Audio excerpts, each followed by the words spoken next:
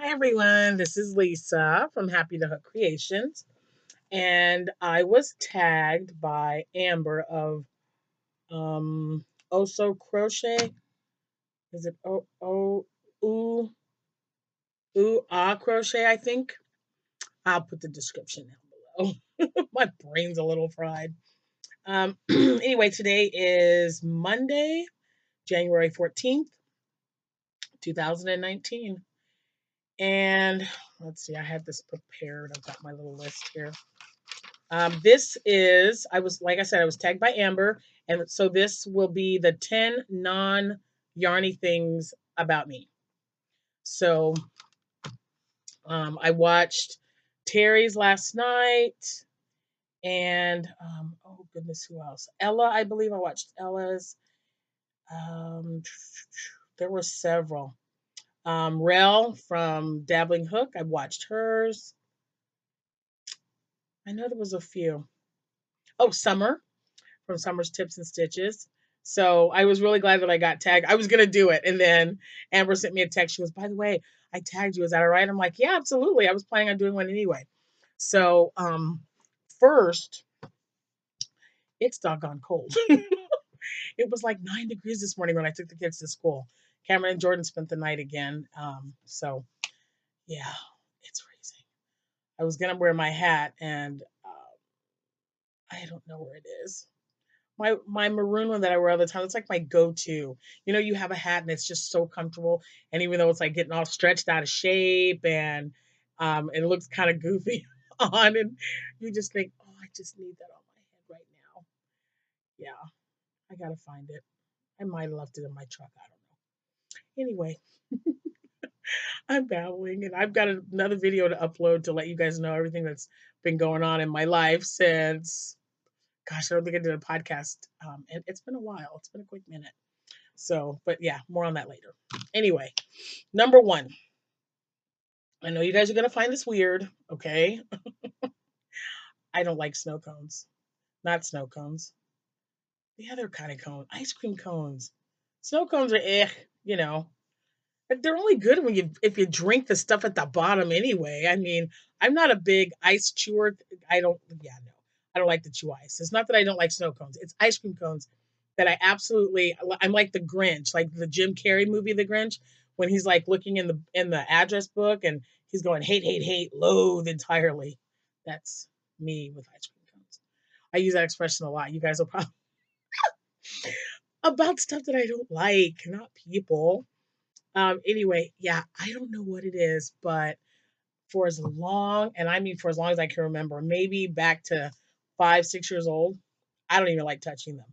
And I know that sounds really strange, um, but I don't like ice cream cones.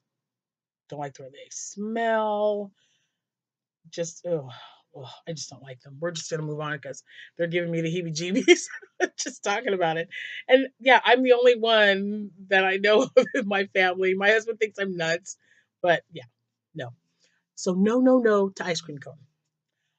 Number two, I'm sure a lot of you know this, but I come from a large family. I have originally there were 11 of us. There are still 8 of us living, but there were 4 girls and 6 was it no 5 4 girls, 5 girls and 6 boys.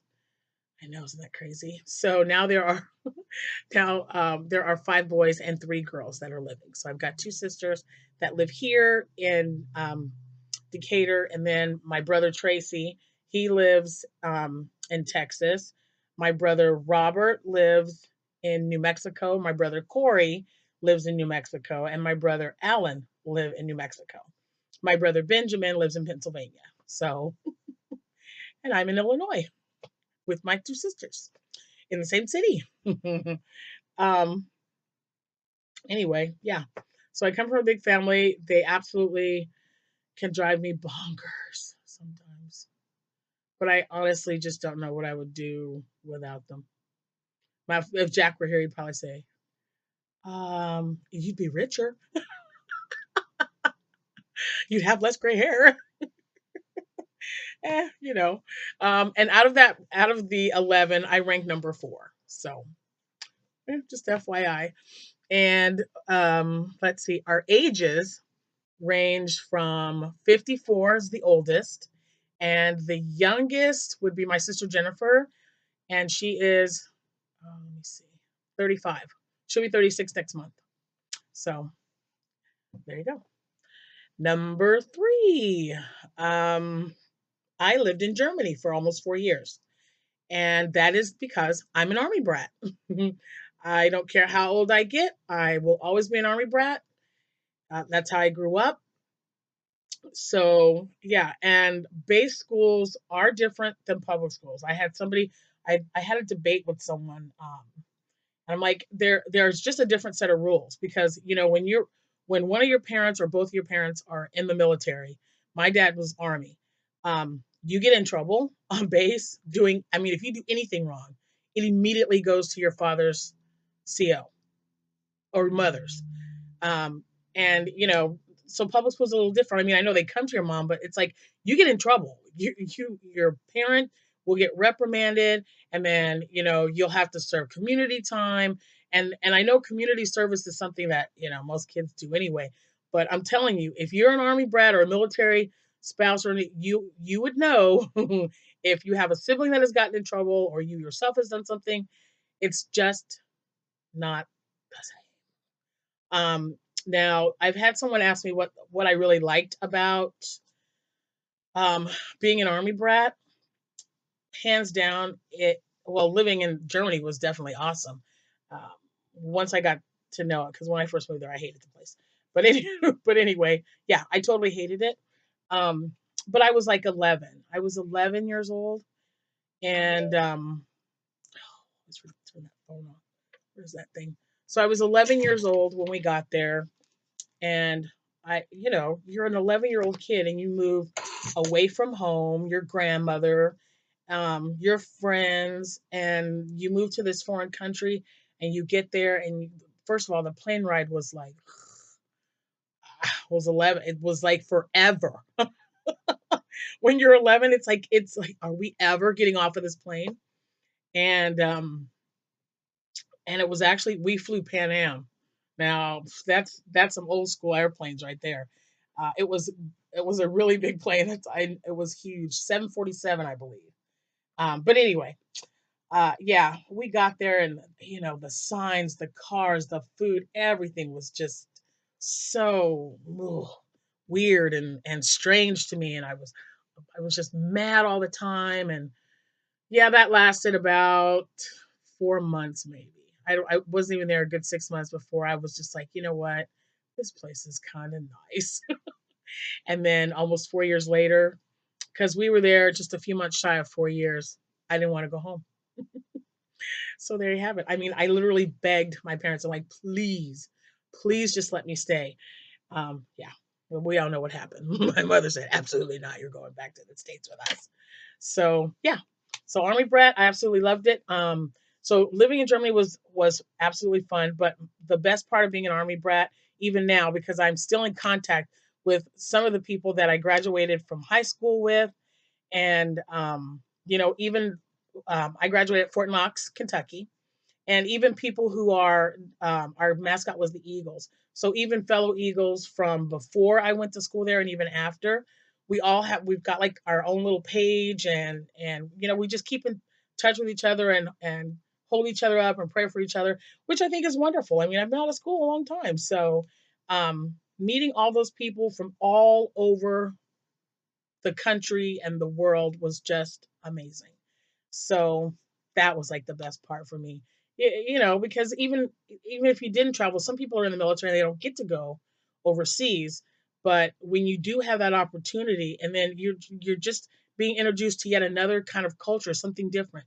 Now I may never go back to Germany, but I can honestly say that I've lived there for almost 4 years, and to me that's just really cool. So yeah, so that was nice. Um, Moving on here. Number 5. If you have been watching me from the beginning, you will know that my husband and I have been foster parents. This past October was our 10th year. And that is how we acquired Nathan and Abigail. So we got our license in October of 2008. Excuse me. And that was also the same month that Nathan and Abby came to live with us. They were our first two foster children, and they were actually the only two of our foster kids who did not go home. All the rest of our kids went back home with their parent or parents, um, or even their father or their mother or what have you. But they all went home to a family member. Excuse me. And we had, let's see, they came in '08, and I believe 3 years later, when we were given the opportunity to adopt, even though Jack and I were, over 40, we decided that after having them for that long, we just couldn't stand for them to go anywhere else. So they're here. And Nathan at the time was 8. He was actually 4 days shy of his ninth birthday when he came into our care. And Abigail had turned 2 about 2 weeks prior to that. And now Nathan is 19 and my Abby is 12. So, yeah, that was fun. Yeah, it definitely continues to be, it definitely can be challenging. Lots of people have been asking, they ask all kinds of questions, or they'll just look at me when I say, yeah, I'm a foster mom. And they're like, how can you do that? I could never let them go. It is very difficult. But you know what? Even if I have a child in our home for, a week or what have you, it's still, to me, in my opinion, I know it's better than what they had before. And even if I only have a child for 24 hours, I try to make that the most nurturing and the most safe environment for that child, so that when he or she leaves, they'll have something and they'll remember that. And I also make sure they have something to take with them. That's another reason why I really, really got heavy into crocheting again, about 15 years ago, because I just started giving items away. My friends had, charities and stuff going on. And then I just wanted to make sure that when they left, they had like a homemade Afghan, a hat, a scarf. I always ask them, well, what do what would you like for me to make for you? And even some of the boys would like for, had me show them how to crochet. So it was kind of fun. So yeah, I enjoy doing it. It can definitely be tearful at times, but rewarding, and exhilarating. And, I have Nathan and Abby, so it's all good. All right. Number 6. I know some of you guys are going to find this kind of weird. I absolutely love the water. Big bodies of water, oceans. Oh my gosh, the most fun I had with water in general was when my husband and I went on vacation to Key West for our 20th anniversary. It was our first time we'd gone on vacation without our children. And if you've ever gone to Key West or any, like, because I hear about how beautiful the water is, like in the Caribbean and all that, but I was just like taken back by such beautiful shades of like turquoise and light to dark blues, and the clearness of the water. It's just beautiful. I love getting in the water, not a problem for me. And I'm sure you're probably saying, well, why is that so weird? It's because I don't know how to swim. I never learned. I've never learned how to swim, but I can get in the water, and it it just doesn't. I just feel at ease when I'm there. I don't feel like, oh my god, I don't know how to swim. I'm gonna drown. This is horrible. What am I doing here? I don't. I mean, it's very strange. And quite honestly, I don't know. I've never learned how to swim. Who knows? One of these days I might. But yeah, I don't know how to swim, but I absolutely love the water. So there you go. Let's see. I love to bake. I love cooking as well, but I love to bake so much that I actually did it for a living for a few years. So, mhm, pastries, cakes, decorated cakes, you name it, I did it. And yeah, hello, you don't get to be this size by not eating, right? So, so yeah, and now it's like, gotta take it off again. But it sure was fun putting it on. That's all I gotta say about that. All right. Um, I don't even know what number I'm at. 7. I think that was number 7. So number 8 is, this is something you don't know about me, but I'm also extremely proud of this fact. I went back to college at 40. Yep. So I was going to college, um, and working full time and taking care of my family. And women and men, as also, we do it every day. I just did not think that I was going to get through it. It was hands down one of the hardest things I have ever done. I remember staying up late at night to study for a test. And, my poor family had to do without so much because, they had to eat out a lot because I was just like, I can't do it right now. I've got to get this done. But I do have a degree in business management and accounting. So that to me has been, um, aside from, several other wonderful accomplishments like my children, has been something that I'm just extremely proud of that because I just did not think I could do it, but with the support of my husband and my children and my in-laws and my siblings especially, they were like, you know what, Lisa, you can do this. Just if you need anything, give me a call. And there were times when I would call them and just, especially my sister-in-law Lori, I'm like, man, I don't know if I can do this, and she's like, sure you can, absolutely. So yeah, there's that. Um, let's see. Number 9, and this is also something that you I'm sure you guys don't know about this because I'm not even sure if I mentioned it, but I'm also extremely proud of it. Before my knee started to get really bad after I found out that I had arthritis and it was a degenerative thing, and I was going to end up needing to have surgery, which I did on one. I bowled. I was a bowler. My husband, my kids, we all bowled. And just bowling in general isn't a big deal. But on March 7th, 2004, which also happened to be my grandma's 80th birthday when she was alive, I bowled a 300 game. And I'm just extremely proud of that because at the time I was bowling on a mixed league. And it was a man's league, but they allowed women to bowl if your average was uh, a certain number, I guess. And I think at the time my average was like a 184 or something like that. Nothing real major, but um and I had bowled for so long that with each roll of that ball, I knew exactly where it was going to go. You have that mindset and you just kind of know that it was going to go right down the lane. It's going to hit right in the pocket where I wanted it to hit. And I after like the 8th strike, I was getting kind of antsy, a little nervous, and my niece was sitting at the same table and she was coloring in a Mickey Mouse coloring book. So I would sit there and I would not say anything to anyone.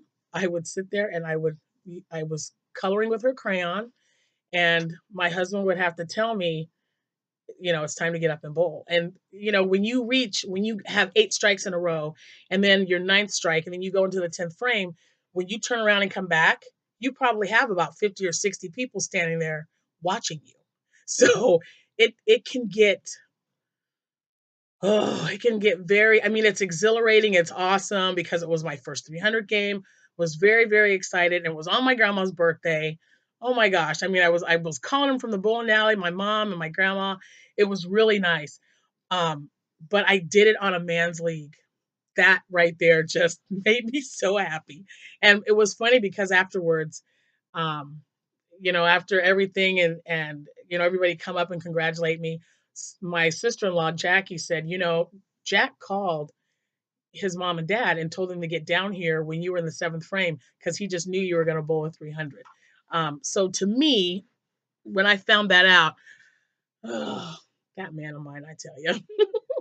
So he knew, he knew when I was rolling that ball, and it was just I'm telling you guys, if you know anything about bowling, you would know when you throw that ball and it's just perfect in the pocket shot every time, as long as you hit your mark, you know, it was great. And I did get a ring, but it was a man's ring because it was on a man's league that I had bowled rolled my 300 on. Didn't care. Got a free ring with my name on it and the date and everything. So I was super stoked about that. So yeah, I don't bowl anymore. I mean, just occasionally, every once in a while, with all the trouble I've had with my knee, and it's my left knee, so that's my slider knee. So I just don't, I don't want to wear it out any quicker than than I need to. So I just don't bowl hardly ever. Number 10. This is the big one. um, I almost died giving birth to my daughter Jessica, and I almost lost her as well. When I went to have just a regular prenatal appointment, they noticed that I had some swelling in my legs and my fingers and my arms, and I told them I had had a headache for, I don't know, a couple days, almost a week. Took my blood pressure. It was horrible.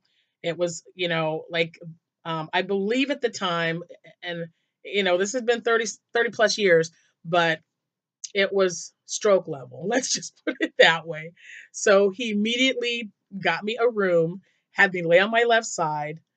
And when that did not work, they, did all whatever test they needed to. And they came back and told me that I was preeclamptic and I was going to have to be hospitalized. So that was in January, the first week of January, 1985. Jessica was born in February of that same year, but we didn't get to come home till March. So I was in the hospital for 9 weeks. It was not fun. It was not fun at all. I was just devastated because I really wanted my pregnancy to go well. And when the doctor, you do whatever you have to do, and the doctors come in and they say, look, this is what's going on. And if we can't get this under control, your baby will definitely have to be born early, which she was, because the cure to preeclampsia is to deliver your baby, because it is just a pregnancy induced condition. So I gave birth to Jessica. She was not due until April 29th, and I had her on Valentine's Day of 1985. She was 3 pounds, 8 ounces, and she was in an incubator for 2 weeks, so I didn't even get to hold her. Um, hmm, I try not to let it get to me, but man, it gets me every time. It's a lot to go through, and I was young. I mean, I hadn't quite turned 19 yet, so it, it just takes me back, and yeah, I am just so grateful because there were so many women who did not get to take their babies home. So Jessica knows exactly how I feel about her, and I remind her all the time of what we had to go through, and just how lucky I am to be her mom and how special she is. And I always call her my little sweetheart because she ended up being born on Valentine's Day. So that was kind of special too. And yeah, it was a very trying time in our lives because it affects everyone around you. My mother was absolutely wonderful during that time. Um, and it can just consume you if you don't, just keep your faith, and just pray. I did a lot of praying because and at that time, um it was like, it was like, God, if this is your will, I can't really be upset. I just, maybe I'll have more children, maybe I won't, I don't know. But not being able to hold her for 2 weeks was probably the big thing for me. And when I finally got to, she was still being tube fed at that time. Um, but it was the greatest feeling in the world to hold my little munchkin, I tell you. We actually nicknamed her Wolf Cookie because, babies have um, a coat of hair on them. And because she was so young, she had these little dark, she's going to kill me, but she looked like a little wolf baby. So my dad called her Wolf Cookie. That's what, that's what it kind of stuck for a while. Now you call it that, she'd probably kill me. But yeah, so that's my number 10. It was a biggie. And the same thing started to happen with Abby. No, not Abby, Amanda. I can't ever get those two straight, you guys. But and she was born. Amanda was born by emergency cesarean because my blood pressure spiked. I was just, and it was weird because I was just Jack and I were going to our normal prenatal appointment, and they said, "Hey, guess what? You're having your baby." So I was farther along then. I mean, Amanda was about, I think she was 7'10". So yeah, but it took me a long time. We tried for 3.5 years to have that girl, and I was really thinking, okay, no more, not Terry, not as long as you did. I know you and your husband. It took you guys quite a while to have your second son. But after I had Jesse, I didn't think I was going to be able to have any more children. So and Amanda is she was definitely worth the wait. My panda bear. She knows how I feel about you. Love you, baby. Love you, Jesse. So those are my 10 non-yarny things about me. Um, and if you haven't done it already, podcasters, please, please do it. I think this is nice to have to add a little special and a personal touch to the people that you watch on a daily, sometimes basis or weekly. And yeah, it was really cool. And Laurel, it was I wanted to, this is a special note just for you. When you were telling me that you had given a kidney, my sister Crystal actually has three functioning kidneys. Isn't that crazy? I just thought that's just so, it was just so weird when we found out she was a baby. And it didn't, she's never had a problem. She's 41 now, and she's the one who just had a baby. So yeah, she's never had a problem. But it's just crazy how, some people need kidneys and she's got three. Oh goodness. Anyway, I'm gonna get this uploaded, and sorry I got a little teary at the end, but if you guys have been through anything like that, it can be, can be very trying sometimes, very emotional, very emotional. So you know how I feel about editing. I don't do it very often. I think if I can't be real with you guys, who can I be real with, right? So I hope you're having a great day. I do have another video that I'll be doing, so you'll see me in my cute little pink shirt again. And I'm on my laptop because I'm having some issues with my phone. So I'm going to head over to the Sprint store and probably videotape. It looks a little fuzzy in the back. So I don't know if I can maybe fix that or not. But I'm going to get this uploaded as soon as I can. Hope you guys are having a great day. So be looking for this video. Well, after, like, obviously you'll be watching it, but be looking for the next one. You guys have a great day. Happy hooking.